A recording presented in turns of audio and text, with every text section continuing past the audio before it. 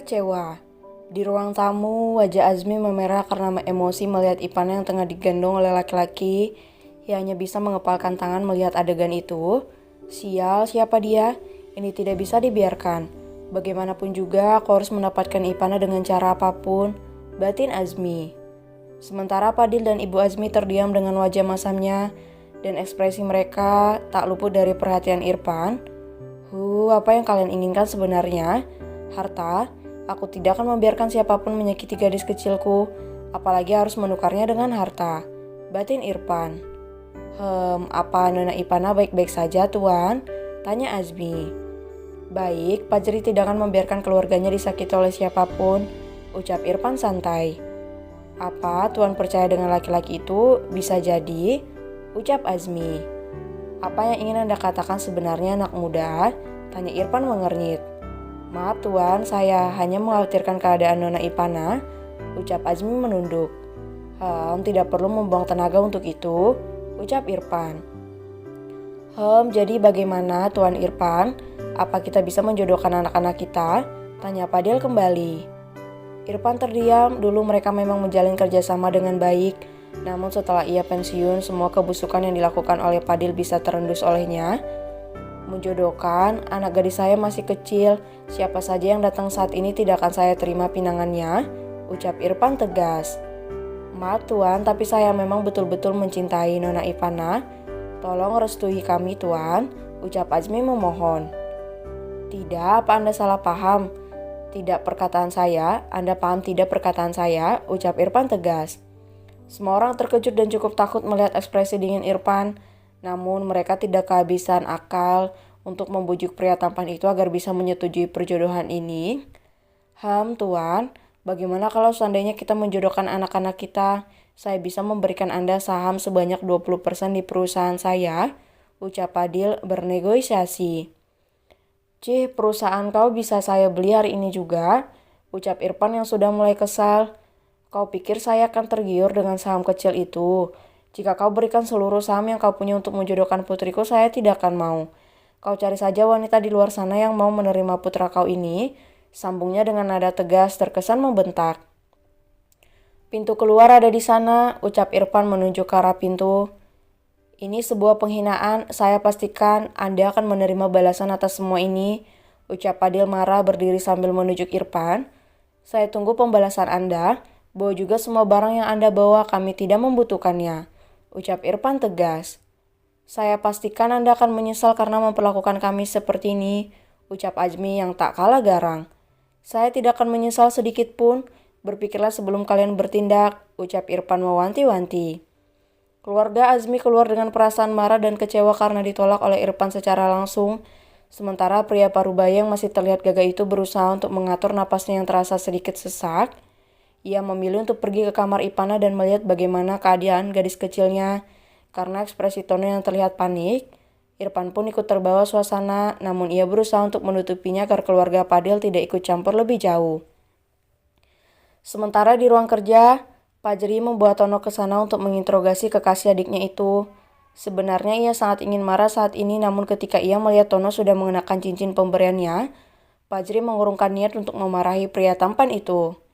Dari mana kalian? Tanya Fajri dingin. Saya mengajak Ipana sepulang kerja untuk pergi ke lokasi wisata yang baru saja dibuka, Tuan. Ipana ketiduran karena perjalanan yang ditempuh. Memakan waktu yang cukup lama. Maaf, saya lancang, ucap Tono lirih. Kau tahu apa kesalahan yang telah kau perbuat hingga hari ini? Tanya Fajri sambil menatap Tono dengan tajam. Tidak, Tuan, ucap Tono lirih sambil menunduk dengan raut wajah kecewa dan Fajri menyadari itu. Kenapa? Tanya Fajri melunak. Maksud Tuan? Tanya Tono mengernyit. Kenapa wajahmu terlihat kecewa? Tanya Fajri. Apa benar Ipana akan dijodohkan Tuan? Tanya Tono lirih sambil menatap cincin pemberian Ipana. Ia mendengar sayup-sayup ucapan Fadil tadi ketika berjalan menuju ruang kerja. Emangnya kenapa jika Ipana akan dijodohkan? Tanya Fajri. Apa Anda menyetujuinya? Tanya Tono menatap Fajri lekat. Semuanya tergantung dengan ayah. Kenapa Pak kau akan menyerah? Tanya Fajri.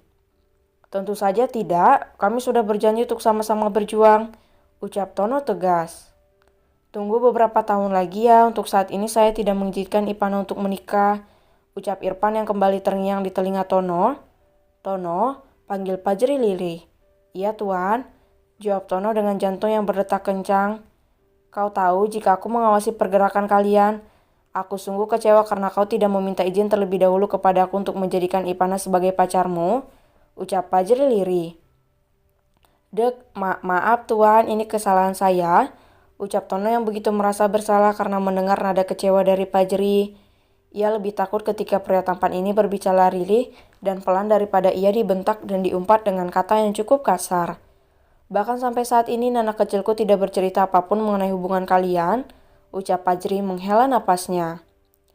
Apa ini? Dia terlihat begitu kecewa. Aku memang tidak meminta izin terlebih dahulu untuk menjalin hubungan dengan Ipana, tetapi bukankah semua ini jelas jika aku berminat kepada adiknya? Batin Tono. Kamu memacari adikku berarti kau juga memacariku Tono. 24 jam, kau akan aku awasi dengan cara apapun apalagi ketika kalian bertemu, ucap Fajri tegas. Baik tuan, ucap Tono patuh. Cincin itu, tanya Fajri kapan Nana memberikannya. Tadi sore tuan, ucap Tono tersenyum tipis mengingat kejadian sore tadi bersama dengan Ipana. Kalian memang sudah berpacaran tapi bukan berarti kau dengan seenaknya memeluk adikku seperti tadi. Apa kau tidak malu berpelukan denganku? Tanya Fajri. Maaf tuan, saya tidak bermaksud untuk itu. Hanya saja Ipana bercerita jika belakangan ini Anda terlalu sibuk dan jarang memperhatikannya secara nyata. Ia merindukan pelukan dan kecupan hangat dari Anda tuan, ucap Tono. Fajri terdiam yang memang sangat sibuk belakangan ini dan kurang memperhatikan Ipana dalam bentuk nyata seperti yang dikatakan oleh Tono tadi. Saya juga mengucapkan terima kasih karena Anda merestui hubungan saya dengan Ipana, ucap Tono tercekat. Apa progres kamu ke depannya? Tanya Fajri berangsur santai dan menyuruh Tono untuk duduk. Saya sedang merencanakan pembukaan cabang serentak pada tahun ini, tuan, ucap Tono. Bagus, ada lagi? Tanya Fajri. Saya juga sudah mendapatkan 20% saham di restoran bintang 5, tuan, walaupun yang 10%-nya masih abu-abu, ucap Tono menjelaskan. Baguslah kalau begitu, ucap Fajri. Hening dua pria tampan itu terdiam satu sama lain, hanya helaan napas yang keluar dari mulut keduanya. Jaga adikku seperti janji yang kau ucapkan tadi sore, walaupun aku merestuimu bukan berarti kau bisa berbuat seenaknya kepada Ipana. Tetap jaga batas, jangan sampai kau melecehkan adikku, ucap Fajri menatap Tono lekat.